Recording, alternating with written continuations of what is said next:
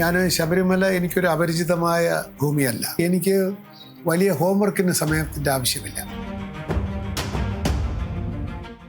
നമ്മൾ എന്താ തിരിച്ചു കൊടുക്കേണ്ടത്? നമ്മൾ തിരിച്ചു കൊടുക്കേണ്ടത് അവരോടുള്ളൊരു ശ്രദ്ധ. അവരെ വരാൻ അവരെ നിങ്ങളെ കാത്ത് ഞങ്ങളിതാ എല്ലാം സജ്ജരായിരിക്കുന്നു. വന്ന് ഭംഗിയായിട്ട് അയ്യപ്പനെ തൊഴുത് പൊയ്ക്കൊള്ളൂ. വാസ്തവത്തിലൊരു കുറച്ചൊരു നിഗൂഢമാണ്. എന്ന് വെച്ചാൽ അവരാണെങ്കിൽ പല വഴിയിൽ കൂടി, ക്യൂയിലൂടെ മാത്രമല്ല, പല വഴിയിലൂടെ കയറി വരാൻ പാടില്ലാത്ത വഴിയിലൂടെ വന്ന് ഒരു പ്രഷർ പോയിന്റ് സൃഷ്ടിക്കുക. ഗവൺമെൻറ് ഇങ്ങോട്ട് പൈസ തരുന്നുണ്ട് പലതും, മാസ്റ്റർ പ്ലാനിനായാലും ശരി, റോഡ് പിന്നെ PWD ആണെങ്കിലും ഒക്കെ ഈ ശബരിമല പ്രമാണിച്ച് എന്തുമാത്രം പണമാണ് ഗവൺമെൻറ് പറയുന്നത്. പിന്നെ ഞാനൊരു ദൈവവിശ്വാസി ആയതുകൊണ്ട് തന്നെ എനിക്ക് പേടിയൊന്നുമില്ല.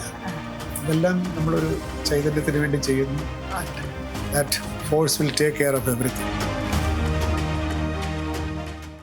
നമസ്കാരം. മുൻ ചീഫ് സെക്രട്ടറിയും IMG ഡയറക്ടറും ഇപ്പോൾ തിരുവിതാംകൂർ ദേവസ്വം ബോർഡ് പ്രസിഡന്റുമായ ശ്രീ K. ജയകുമാർ IAS ആണ് നമുക്കൊപ്പം ചേരുന്നത്. നമസ്കാരം സാർ. നമസ്കാരം.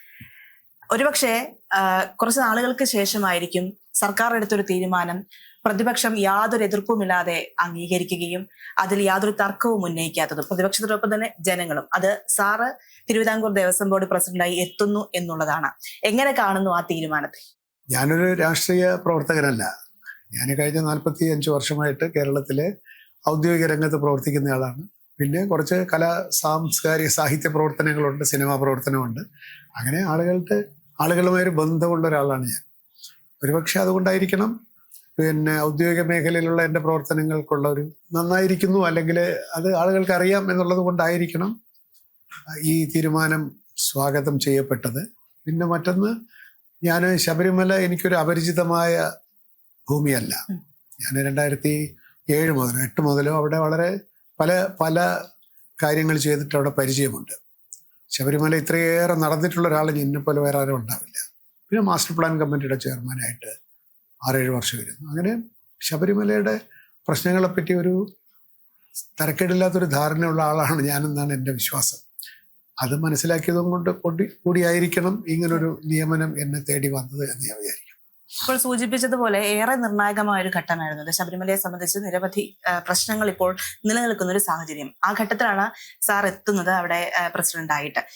അപ്പോൾ ആ തീരുമാനമെടുക്കുന്നു. അത് ഔദ്യോഗികമായി സർക്കാർ പറയുന്നതിന് മുൻപ് തന്നെ വാർത്താ പ്രാധാന്യം നേടി ചർച്ചയാവുകയും ചെയ്തു. എന്താണ് അതുമായി ബന്ധപ്പെട്ടുള്ള കാര്യങ്ങൾ സാറിലേക്ക് എത്തുന്നത്? അധികാര സ്ഥാനങ്ങളിലുള്ളവർ ഇങ്ങനൊരു തീരുമാനം ഞങ്ങൾ എടുക്കാൻ പോകുന്നു എന്ന് എന്നോട് പറഞ്ഞു.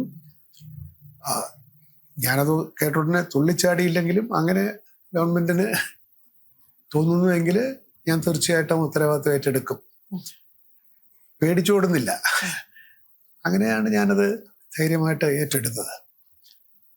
ഗവൺമെന്റിന് അങ്ങനെ തോന്നിയെങ്കിൽ നമ്മൾ ആ തോന്നലിനെ അല്ലെങ്കിൽ ആ തീരുമാനത്തെ സ്വാഗതം ചെയ്യുക, അല്ല അതിന് നമ്മൾ മാനിക്കണം. ഒരു വിശ്വാസമാണ് അതിനകത്ത്.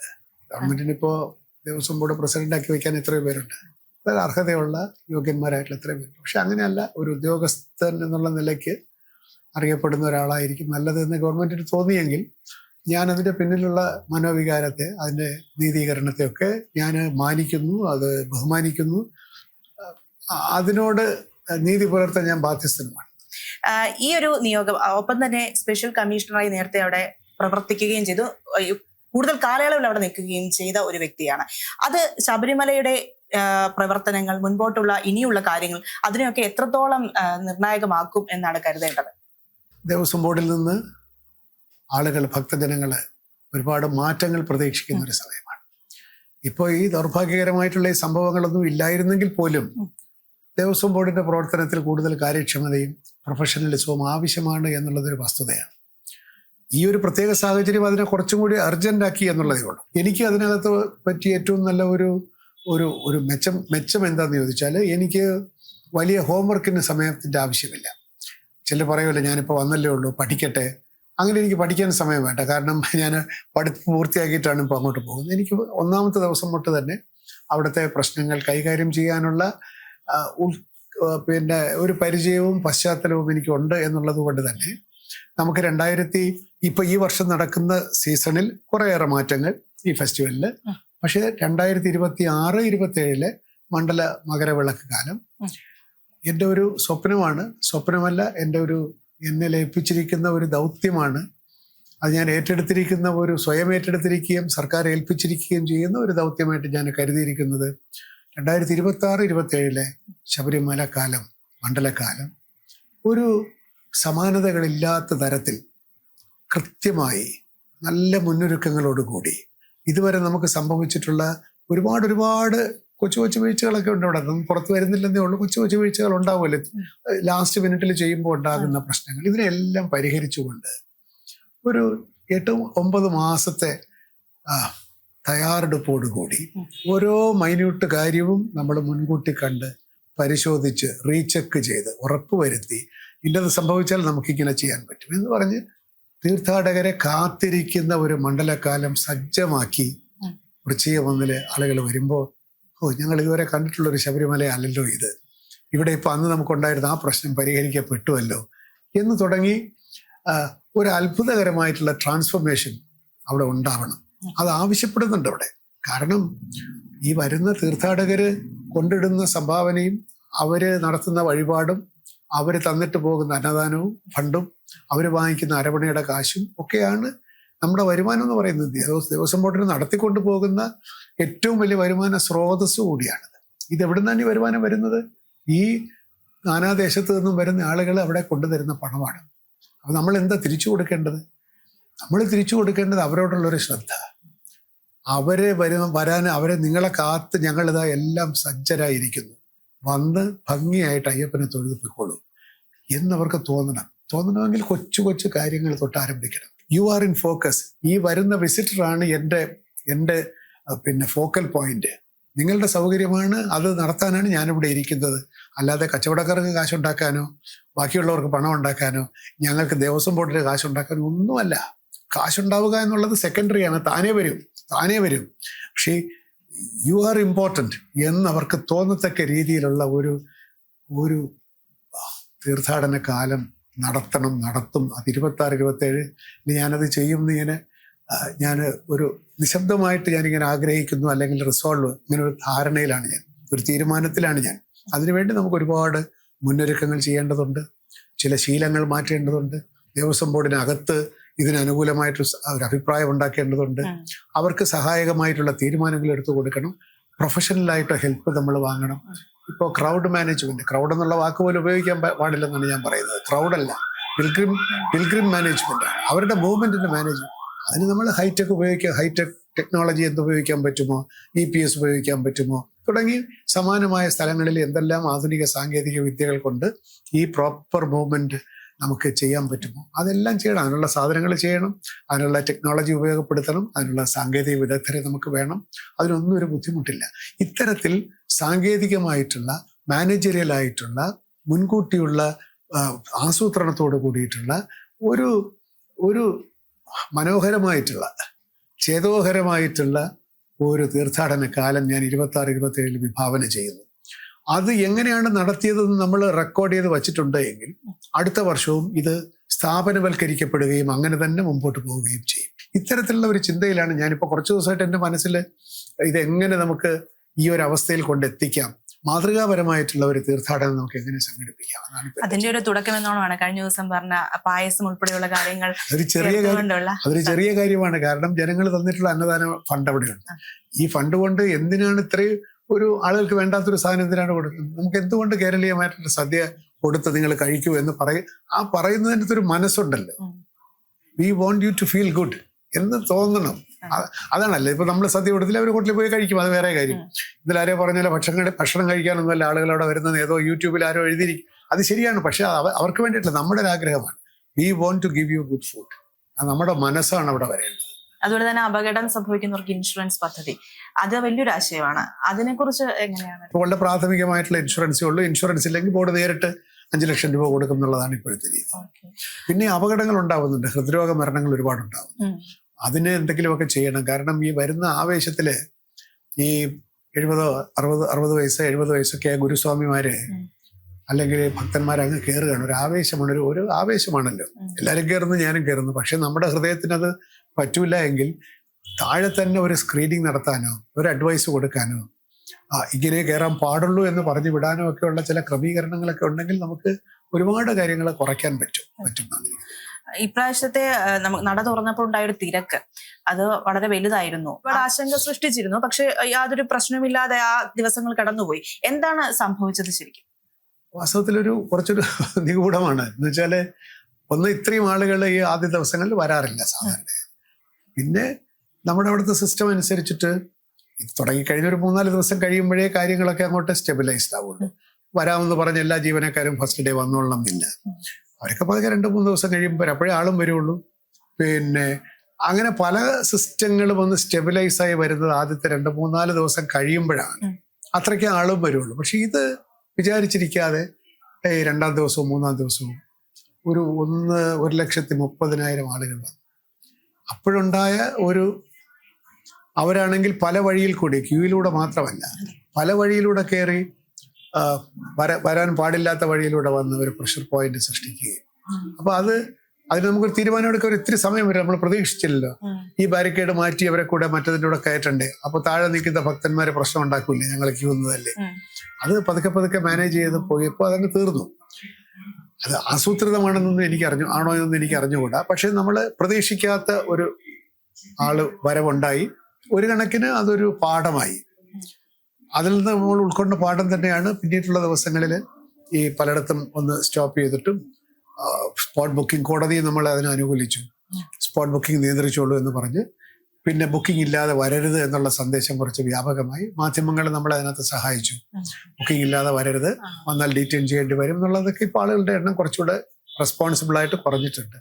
അന്ന് എന്ത് സംഭവിച്ചു എന്നുള്ളതിനെ പറ്റി എനിക്ക് വ്യക്തമായ ധാരണയില്ല. ആരും പ്രതീക്ഷിച്ചില്ല എന്നുള്ളതാണ്.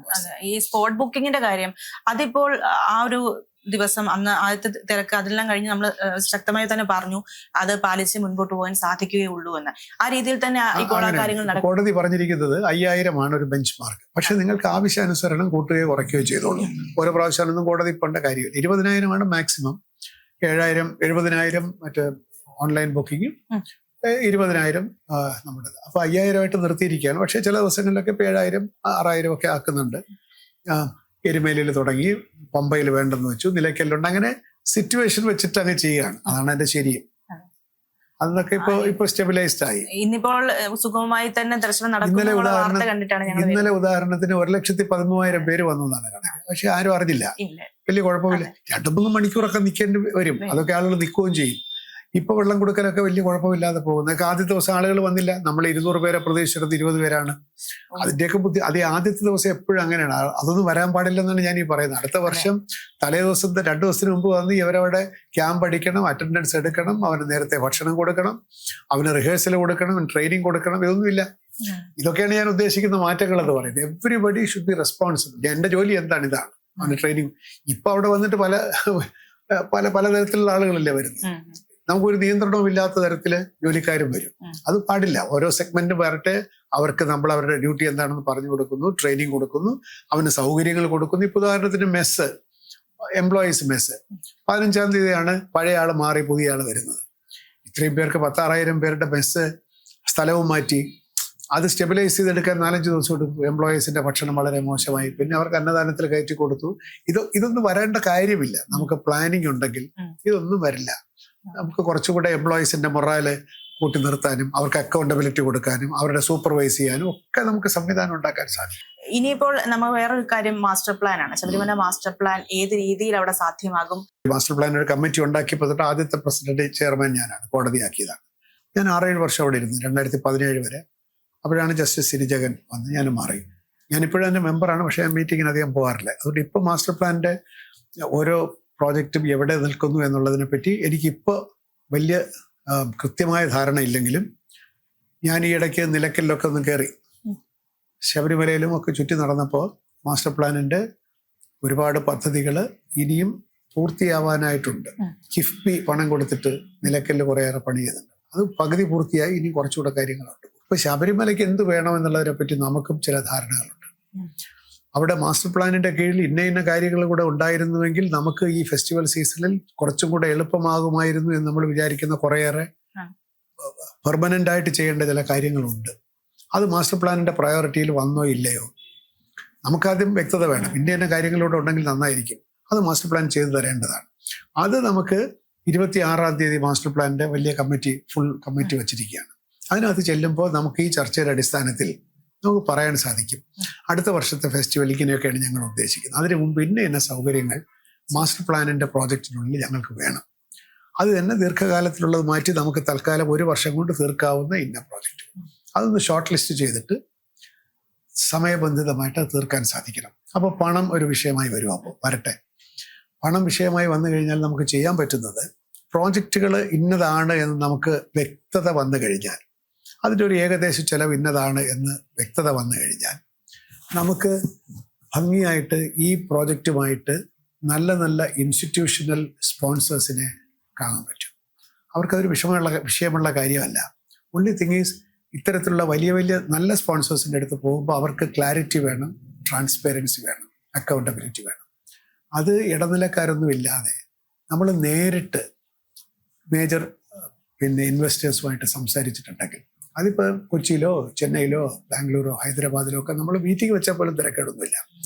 ഞങ്ങൾക്ക് മാസ്റ്റർ പ്ലാനിൽ ഇന്ന പരിപാടികളുണ്ട്, can you sponsor this? Yes. എത്ര രൂപ? ഇത് 2.5 കോടി രൂപ. ഐ വിൽ ഡു ഇറ്റ് എന്ന് പറഞ്ഞാൽ നമ്മൾ എഗ്രിമെന്റ് ഒപ്പിടുന്നു, ഇത്രാം തീയതി അവർ വരുന്നു, അവർ പണി ചെയ്യുന്നു. നമുക്കൊന്നും അറിയേണ്ട കാര്യമില്ല. വളരെ ഭംഗിയായിട്ട് ഹൈ ക്ലാസ് പണികൾ ചെയ്തു തരാൻ സാധിക്കുന്ന നല്ല നല്ല എഞ്ചിനീയറിംഗ് ഫേംസ് ഉണ്ട്. അവർക്കിപ്പോൾ ഒരു 5 കോടിയോ 10 കോടിയോ ഒന്നും മുടക്കുന്നതിന് ഒരു ബുദ്ധിമുട്ടില്ല. പക്ഷേ ഈ ഡീലിങ്സ് വളരെ പ്രൊഫഷണലായിരിക്കണം, വളരെ ട്രാൻസ്പെറൻ്റ് ആയിരിക്കണം. ഞാൻ ആ ഒരു ട്രാൻസ്പെറൻസിയിലേക്ക് ഇത് കൊണ്ടുവരണം. അങ്ങനെ മാസ്റ്റർ പ്ലാൻ ആവശ്യമുള്ള പണവും നമുക്ക് കണ്ടെത്തി കൊടുക്കാൻ സാധിക്കും. സ്റ്റേറ്റ് ഗവൺമെന്റ് നമുക്ക് ബജറ്ററി സപ്പോർട്ട് മാസ്റ്റർ പ്ലാൻ തരുന്നുണ്ട്. അത് നമുക്ക് തീർച്ചയായിട്ടും ഉറപ്പാക്കാം. കേന്ദ്ര ഗവൺമെന്റിന്റെ പല പദ്ധതികളുണ്ട് ഇത്തരത്തിലുള്ള. നമുക്ക് ആ പൈസ എടുക്കുന്നതിന് ഒരു തടസ്സമില്ല. പോയി നമുക്ക് ഇന്ന സ്കീമിൽ ഞങ്ങളെ കൂടെ പെടുത്തണം, ഞങ്ങൾക്ക് ഇന്ന സ്കീമിൽ ഇന്നത് തരണം എന്ന് പറഞ്ഞാൽ നമ്മുടെ ഒരു അവകാശമല്ലേ, സർക്കാരിന്റെ കാശല്ലേ. അപ്പോൾ അത് ഞാൻ പരിശോധിക്കും. എനിക്കിപ്പോൾ അവിടെ എന്തൊക്കെ പദ്ധതികളെന്ന് അറിയില്ല. പക്ഷേ ചില പദ്ധതികളിൽ ഇപ്പോൾ പത്മനാഭസ്വാമി ക്ഷേത്രത്തിന് അവർ പൈസ കൊടുത്തു, ഗവൺമെന്റ് ഓഫ് ഇന്ത്യയുടെ പണം കിട്ടി, ഗുരുവായൂർ കിട്ടി. നമുക്ക് ചോദിക്കാം, ഇന്ന പ്രോജക്റ്റിന് നിങ്ങളുടെ ഈ പദ്ധതിയിൽ ഞങ്ങൾക്ക് കാശ് തരണം. അങ്ങനെ അതുപോലെ നല്ല നല്ല sponsors, even institutions, banks, Tata trust തുടങ്ങി ഒരുപാട് ഇതിനായിട്ട് ട്രസ്റ്റ് ഉണ്ടാക്കി വെച്ചിട്ടുള്ള ഒരുപാട് പേരുണ്ട്. ഒരു വിഷമവുമില്ലാതെ എല്ലാ പ്രോജക്ട്സിനും നമുക്ക് വേണ്ടതിന് കറക്റ്റ് സ്പോൺസേഴ്സിനെ കൊണ്ടുവന്ന് ഇപ്പൊ LNT പോലൊരു സ്ഥാപനം മേജർ എഞ്ചിനീയറിംഗ് ജയന്റാണ്. അവർക്കൊരു 15 കോടി രൂപയുടെ ചെയ്യാൻ പറ്റുമെന്ന് നിസ്സാരമായിട്ട് ചെയ്തു തരും. അങ്ങനെയാണ് ചെയ്യേണ്ടത്. അല്ലാതെ പേരുള്ള നല്ല റെപ്യൂട്ടേഷനുള്ള സ്പോൺസേഴ്സാണ് അവിടെ വരേണ്ടത്. അല്ലാതെ അനാമികമായിട്ടുള്ള ആളുകളല്ല, ഓരോരോ ഉദ്ദേശത്തോടു കൂടി വരുന്നവരല്ല. ഇപ്പൊ പലപ്പോഴും എല്ലാ സ്പോൺസേഴ്സ് അങ്ങനെയാണെന്ന് ഞാൻ പറയുന്നില്ല. ചിലരൊക്കെ അവരുടെ കയ്യിൽ കാശില്ലെങ്കിൽ സ്പോൺസറായിട്ട് വരും, എന്നിട്ട് പോയിട്ട് സ്പോൺസർഷിപ്പ് പിരിക്കും. ഇപ്പൊ ഞാൻ ആലോചിക്കുന്നത്, അങ്ങനെ വന്നാൽ നമ്മൾ ആദ്യം ചോദിക്കേണ്ടത് ഇൻകം ടാക്സ് സ്റ്റേറ്റ്മെന്റ്, ബാലൻസ് ഷീറ്റും ചോദിക്കണം. അല്ലാതെ ഇൻകം ടാക്സ് അടച്ചിട്ടുമില്ല, ബാലൻസ് ഷീറ്റും ഇല്ലാത്തവർ സ്പോൺസറായിട്ട് വരേണ്ട. കയ്യിൽ കാശുണ്ടെങ്കിൽ ഹുണ്ടിയിൽ കൊണ്ടിട്ടിട്ട് ഭഗവാനെ തൊഴുതിട്ട് പോയാൽ മതി. ഇവിടുന്ന് ഞങ്ങൾ സ്പോൺസറാണെന്നൊരു സർട്ടിഫിക്കറ്റ് വാങ്ങിച്ചുകൊണ്ട് പോയി സ്പോൺസർ ആവേണ്ട കാര്യമില്ല. അയ്യപ്പന് അതിന്റെ ആവശ്യമില്ല. ഇതിലെ തിരുപ്പതി മോഡൽ തീർത്ഥാടന കേന്ദ്രം എന്നൊരു സങ്കല്പമാണല്ലോ ഇപ്പോൾ ഉള്ളത്. പക്ഷെ ആ തിരുപ്പതി ഇതുമായിട്ട് യാതൊരു കമ്പാരിസൺ ശരിയല്ല. അതൊരു ഒരു കറക്റ്റ് കമ്പാരിസൺ അല്ല. കാരണം ഒന്ന്, അത് കാട്ടിലല്ല, അത് ആളുകൾക്ക് കുളിച്ച് കാറി കയറി അവിടെ പോയി തൊഴുതിട്ട് വരാം, കുടുംബമായിട്ട് പോകാം. നമ്മുടെ വേഷവിധാനം തന്നെ വ്യത്യസ്തമാണ്. നമ്മൾ കുടുംബമായിട്ട് പോവാണ്, രാവിലെ വീട്ടിൽ നിന്ന് കുളിച്ചിട്ട് പോവാൻ. ഇതൊന്നുമല്ല. ഇത് വ്രതമെടുത്ത് കാട്ടിൽ പോകുന്ന ഒരു തയ്യാറെടുപ്പോടുകൂടി വരുന്ന ഇതിനകത്തൊരു ഒരു കാടിൻ്റെതായിട്ടുള്ള ഒരു അന്തരീക്ഷമൊക്കെ ഉണ്ട്. ഇതും അതുമായിട്ട് കമ്പാരിസൺ ഇല്ല. പിന്നെ ആണുങ്ങൾ മാത്രമല്ലേ പ്രധാനമായിട്ട് വരുന്നുള്ളൂ. അപ്പോൾ അതുകൊണ്ട് അതുമായിട്ടുള്ള കമ്പാരിസൺ പൂർണ്ണമല്ലെങ്കിലും അവിടെ ചെയ്യുന്ന ചില പ്രവൃത്തികൾ നമുക്കിവിടെ ചെയ്യാൻ പറ്റും. ഈ അവരെങ്ങനെ മാനേജ് ചെയ്യാം, ഇത്ര ബാച്ചസ് ആയിട്ട് എങ്ങനെ വിടാം, അത്തരം കാര്യങ്ങളാണ് ഞാൻ പറയുന്നത്. അടുത്ത വർഷം നമ്മൾ അത് ശാസ്ത്രീയമായിട്ട് അവിടെ ചെയ്യുന്ന കാര്യങ്ങൾ ഉൾപ്പെടെ വൈഷ്ണോദേവിയിൽ ചെയ്തിട്ടുണ്ട്. വൈഷ്ണോദേവി ഏറെക്കുറെ ഈ ടെറൈനാണ്. ഇതെല്ലാം മനസ്സിലാക്കിയിട്ട് നമ്മൾ ചില കാര്യങ്ങളിലേക്ക് ഉടനെ തന്നെ കടക്കും. സമയമില്ല. ഫെബ്രുവരി 1 ആദ്യത്തെ മീറ്റിംഗ് കൂടും. 2026-27 ശബരിമല തീർത്ഥാടനത്തിന്റെ പ്രാരംഭ ആദ്യ മീറ്റിംഗ് ഫെബ്രുവരി 1 കൂടും. ആദ്യമായിട്ടാണ് ചരിത്രത്തിൽ. മറ്റൊന്ന്, ഞാനിപ്പോ വിചാരിക്കുന്ന ഒരു കാര്യം, ദേവസ്വം ബോർഡിന് ഒരു ബജറ്റ് ഉള്ളതായിട്ട് എനിക്കറിവില്ല. ഒരുപാട് 1252 ക്ഷേത്രമുണ്ട്. എല്ലാ ക്ഷേത്രങ്ങൾക്കും ആവശ്യങ്ങളുണ്ട്. എല്ലാ ക്ഷേത്രങ്ങൾക്കും നമ്മൾ പൈസ കൊടുത്തപ്പോൾ ഒരു വർഷം എല്ലാം തീർക്കാനൊന്നും സാധ്യമല്ല. പക്ഷെ വളരെ ജീർണിച്ച് കിടക്കുന്നതോ അത്യാവശ്യമായിട്ടുള്ള വർക്കുകളുണ്ട്. ഈ വർക്കുകൾക്ക് എന്താണ് ഒരു മുൻഗണനാക്രമം, അത് നിശ്ചയിച്ച് ഈ വർഷം ഞങ്ങൾ ഇന്ന ഇത്ര രൂപ ശബരിമലയ്ക്ക് ചെലവഴിക്കും, ഇത്ര രൂപ ക്ഷേത്രങ്ങളുടെ ജീർണോദ്ധാരണത്തിനും മറ്റു സൗകര്യത്തിനും ചെലവഴിക്കും. ഈ കിട്ടുന്ന പണമെല്ലാം സർക്കാർ അപഹരിക്കുകയാണ്, സർക്കാരിനാണ് പോകുന്നത് എന്നൊക്കെ. സർക്കാരിന് നമ്മളെ കൊണ്ട് ചെലവാണ്. അതെ. സർക്കാർ ഒരു പൈസ എടുക്കാം, ഞാൻ പല പ്രാവശ്യം പറഞ്ഞു, എടുക്കാൻ പാടില്ലല്ലോ, എടുക്കാൻ പറ്റില്ലല്ലോ, എടുക്കണം എന്ന് വിചാരിച്ചാലും പറ്റില്ലല്ലോ. എന്തിന് ട്രഷറിയിൽ പോലും കൊണ്ടിടാൻ ഗവൺമെന്റ് നമ്മളോട് പറഞ്ഞിട്ടില്ല. എല്ലാം ബാങ്കിൽ കിടക്കുകയാണ്. ബാങ്കിൽ തന്നെ കർശനമായ നിരീക്ഷണത്തിലാണ്. കോടതി പറഞ്ഞ FD പോലെ ഞങ്ങൾക്ക് തുറക്കാൻ പറ്റാത്ത അവസ്ഥയാണ്. എല്ലാം കോടതിയുടെ നിരീക്ഷണത്തിലല്ലേ.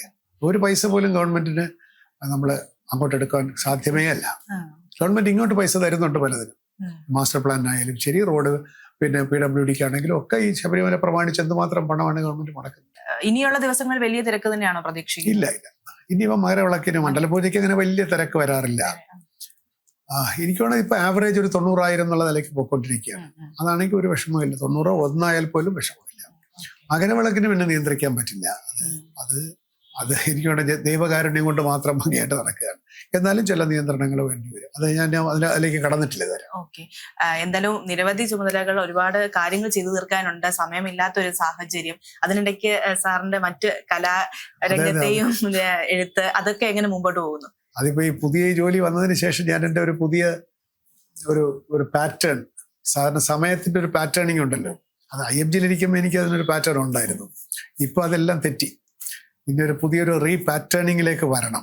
അത് ദേവസ്വം ബോർഡ് കുറച്ചുകൂടെ മെരുകി വന്നെങ്കിൽ എൻ്റെ ഇപ്പൊ തൽക്കാലം ക്രിയേറ്റീവായിട്ടൊന്നും ഒക്കെ സസ്പെൻഡ് ചെയ്ത് വെച്ചിരിക്കുകയാണ്. ഏറ്റെടുത്ത ചില കാര്യങ്ങൾ മാത്രം സമയബന്ധിതമായിട്ട് ചെയ്തു കൊടുക്കുന്നേ ഉള്ളൂ. നമ്മുടെ ഒരു ക്രിയേറ്റീവ് വർക്കിനകത്തൊക്കെ വേണ്ട ഒരു പോയിസ് ഇപ്പൊ ഇല്ല.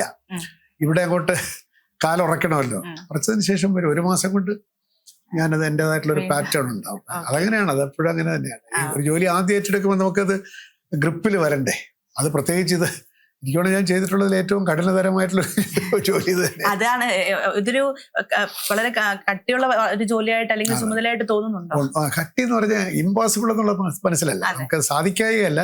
പക്ഷെ വളരെ അതീവ ജാഗ്രതയും കൂടുതൽ ശ്രദ്ധയും കൂടുതൽ സമയവും വേണ്ട ഒരു, പിന്നെ റെസിസ്റ്റൻസും ഉണ്ടാവും. മാറ്റങ്ങള് നമ്മൾ പറയുന്നത് പോലെ കൽപ്പിച്ചതുകൊണ്ടങ്ങ് നടത്തണമെന്നില്ല. റെസിസ്റ്റൻസ് ഉണ്ട്. കാലാകാലങ്ങളിൽ പിന്നെ ശീലിച്ചു പോകുന്ന കാര്യങ്ങളൊക്കെ മാറുമ്പോഴത്തേക്ക് എതിർപ്പ് വരും. അത് വരട്ടെ, അതൊന്നും കുഴപ്പമില്ല. പക്ഷെ എന്നാലും ഇത്രയേറെ സമൂഹത്തിന്റെ കണ്ണുകൾ ഒരു ജോലിയുടെ മേൽ പതിയുന്നത് ആദ്യമായിട്ടാണ്. നമ്മളൊരു സിവിൽ സർവീസ് അനോണിമിറ്റിയിൽ ഇങ്ങനെ ജീവിക്കുകയല്ലേ, ഇതല്ല. ഒരു ഭക്തനായ അഡ്മിനിസ്ട്രേറ്റർ അങ്ങനെ ആയിരിക്കും അല്ലേ? അതെ. പിന്നെ ഞാനൊരു ദൈവവിശ്വാസി ആയതുകൊണ്ട് തന്നെ എനിക്ക് പേടിയൊന്നുമില്ല. ഇതെല്ലാം നമ്മളൊരു ചൈതന്യത്തിന് വേണ്ടി ചെയ്യുന്നു.